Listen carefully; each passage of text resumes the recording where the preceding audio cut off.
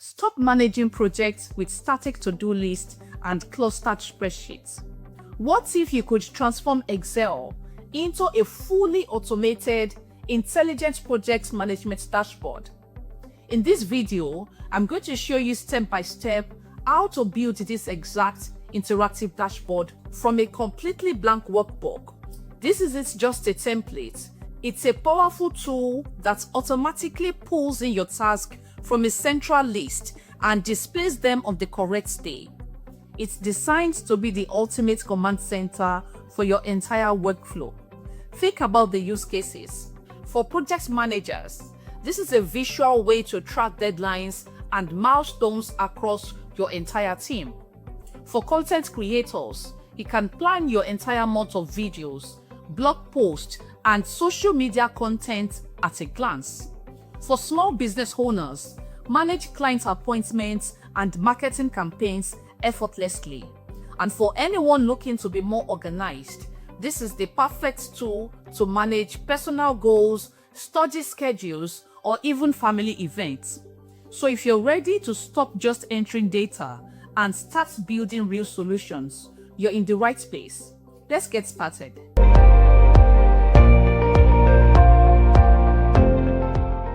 Our project needs two main components: the calendar itself and the list for our events. First, let's organize our sheets. Rename the default sheet 1 to calendar. So I'll call this calendar. Next, create a new sheet and name it list. I'd like to drag the list sheet to be the first one for easy access. Now, let's populate our list sheet. This will power the drop-down menus in our calendar. In cell A1, type month. In A2, type January. Now, instead of typing every month, click on the cell with January, grab the fill handle, which is the small square at the bottom right, and drag it down until you have all 12 months. In cell B1, type years. In B2, let's start with the current year. For example, 2024. Use the fill handle again, but this time, after you drag, click the autofill options tag that appear and select fill series. This will create a sequence of years, and you can drag down to create as many years as you need.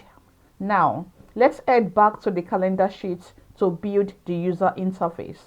In cell B2, type month, and in cell B4, type year. I'm going to make this too bold. Let's quickly go back to our list. We need to make the headers bold as well.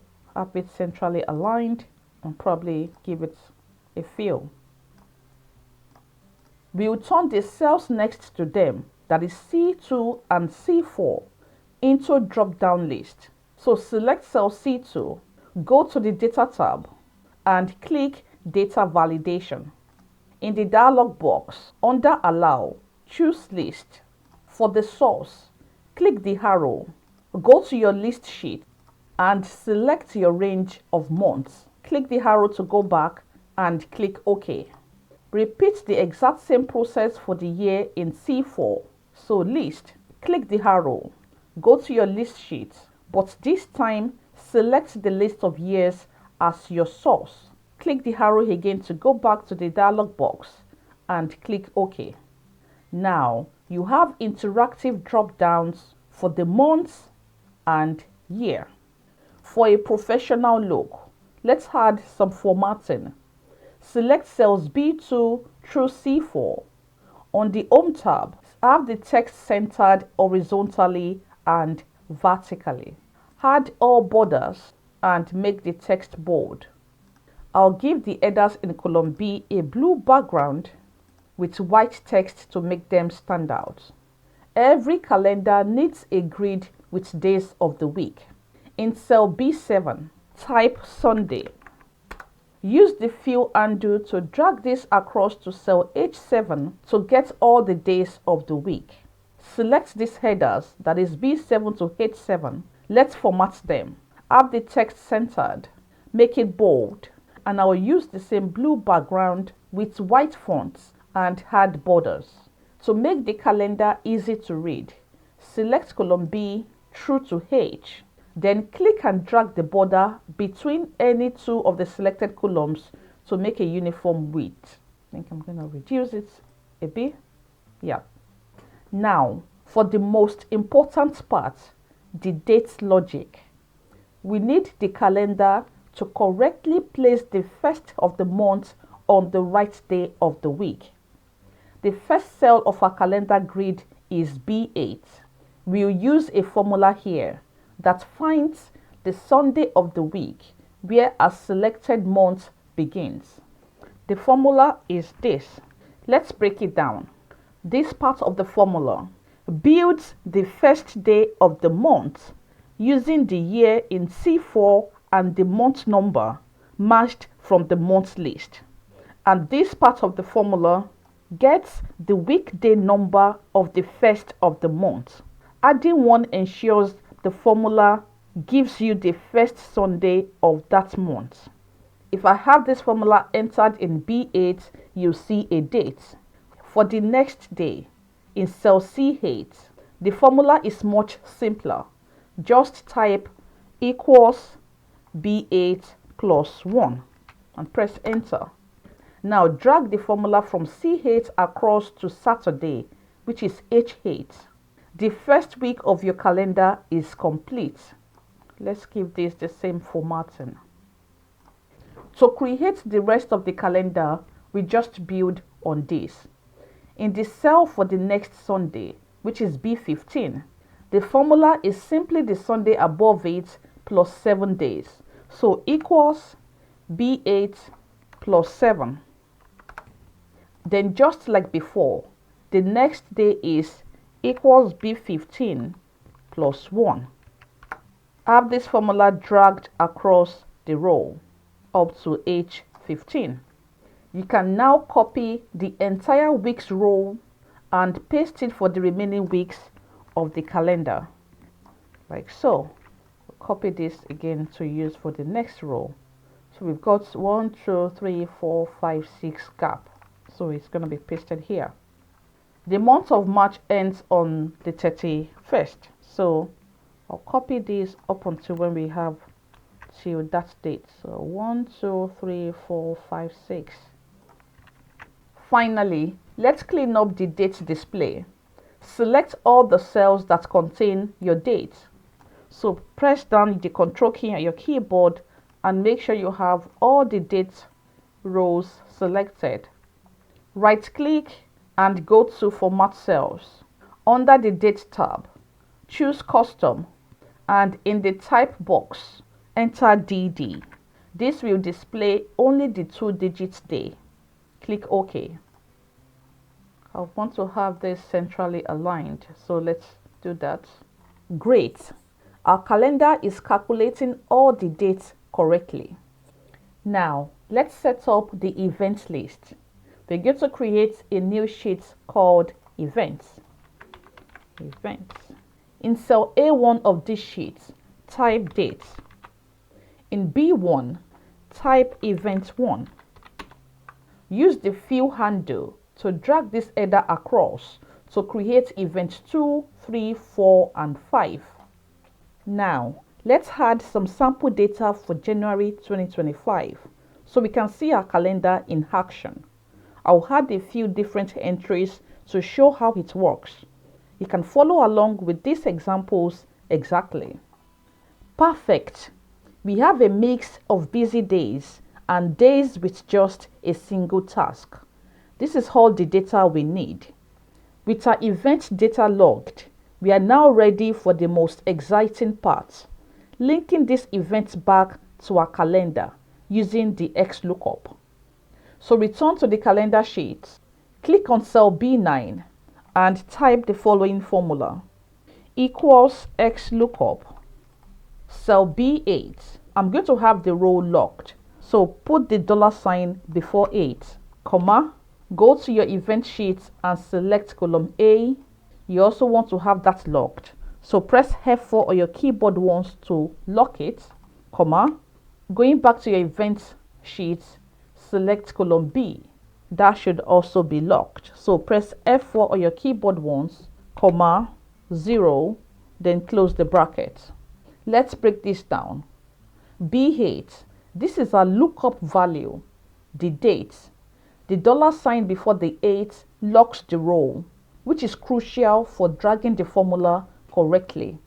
This is the date in our event sheet where Excel will search, and this is the event 1 column where Excel will pull the results from.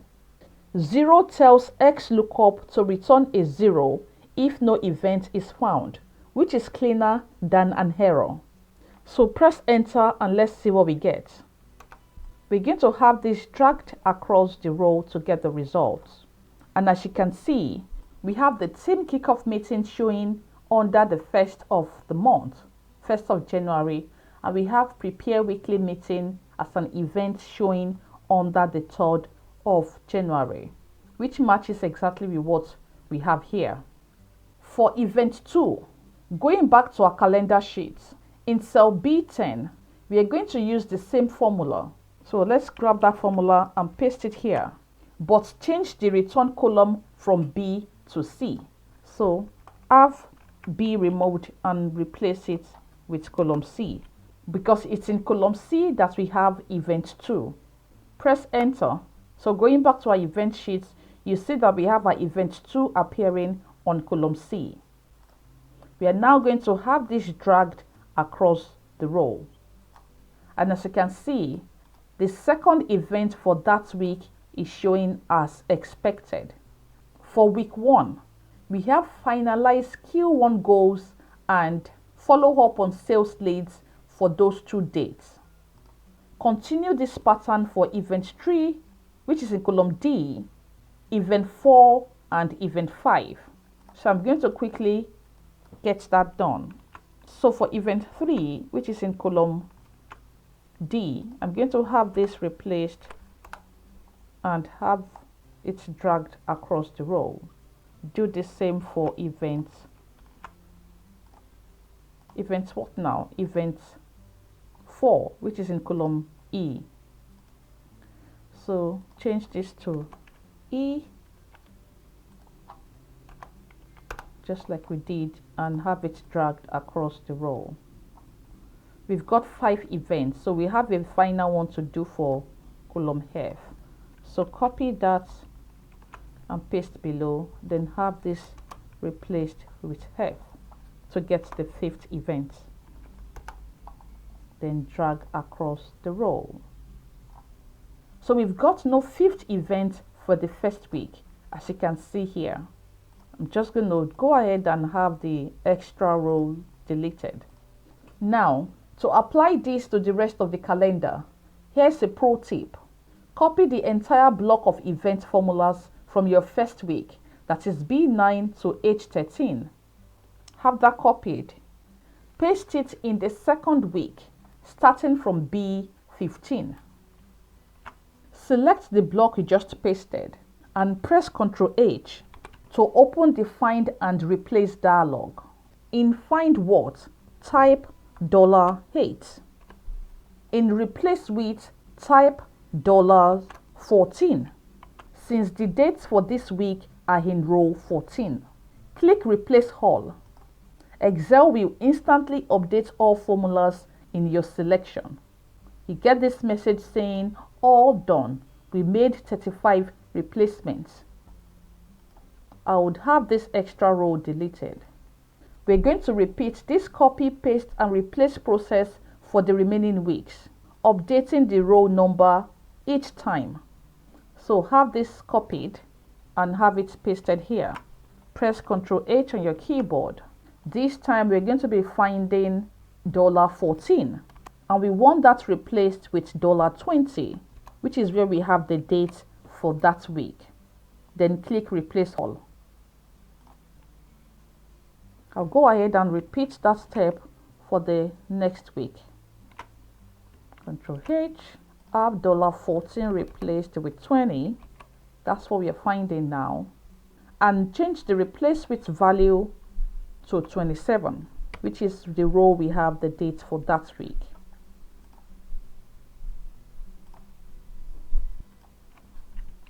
Now going to the last week of month, Control H. We want to find the values in row 27 and replace it with row 34, which is where we have the date for the last week. Replace all, OK, close. To separate the date row from the rest of the values, we need to have it filled with a separate number. So let's say we're going to use this field. So do the same for all the rows where we have dates. So I'll have this copied, double click on my format painter so we can have it applied to the rows we have the dates. That way it stands out. Press the escape button on your keyboard to get rid of the format painter, and I'm going to delete the extra rows we have here. To make our calendar look neater, we need to get rid of these zeros. And how do we do that? Currently we have the formula to set it to 0 if it's empty. Now instead of 0, we're going to type in double quotes, which means nothing.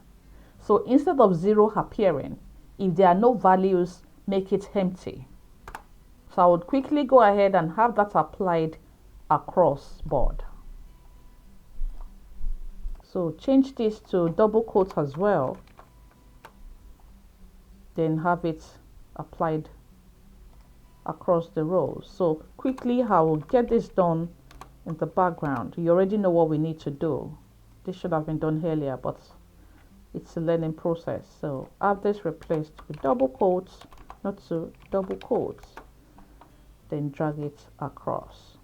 So do the same on your side. I'm going to quickly get this done in the background so we don't waste time. We still have 0 appearing on the column for which we had values earlier. So to completely get rid of that, I'm going to have this added to the formula, and that should sort it out. Yeah. So have the formula updated to have that added. Okay, our calendar is fully functional. Now it's time for the best part, making it look professional and easy to read. We'll use a few smart layers of conditional formatting to automatically style our calendar.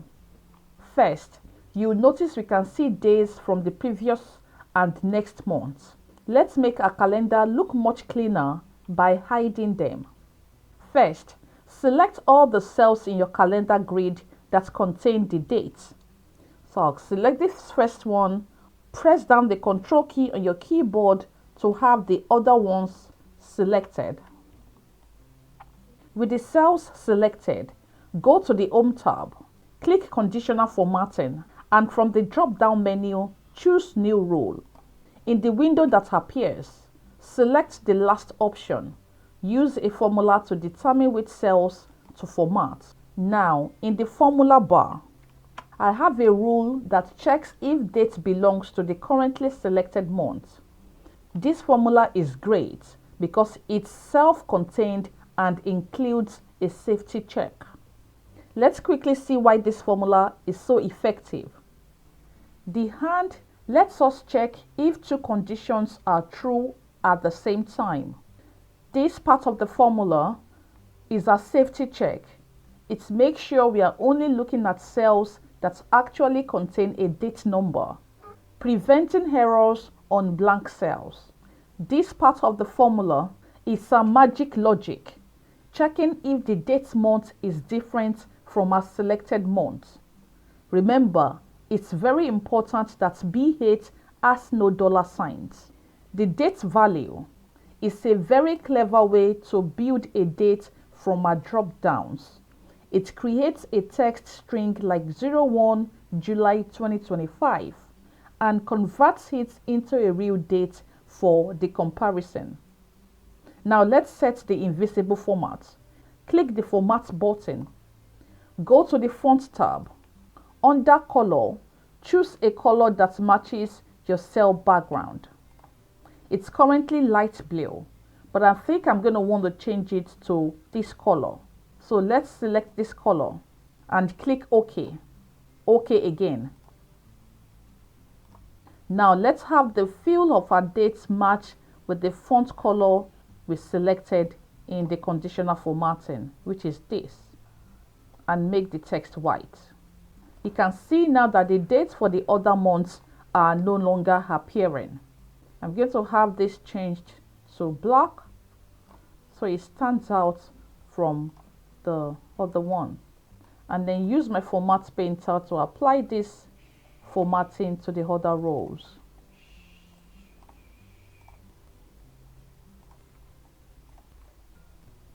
Like so. I'm going to have this zoomed out a bit so we see the entire calendar at a glance. Next, let's make sure the current day always stands out. Select all your date cells again.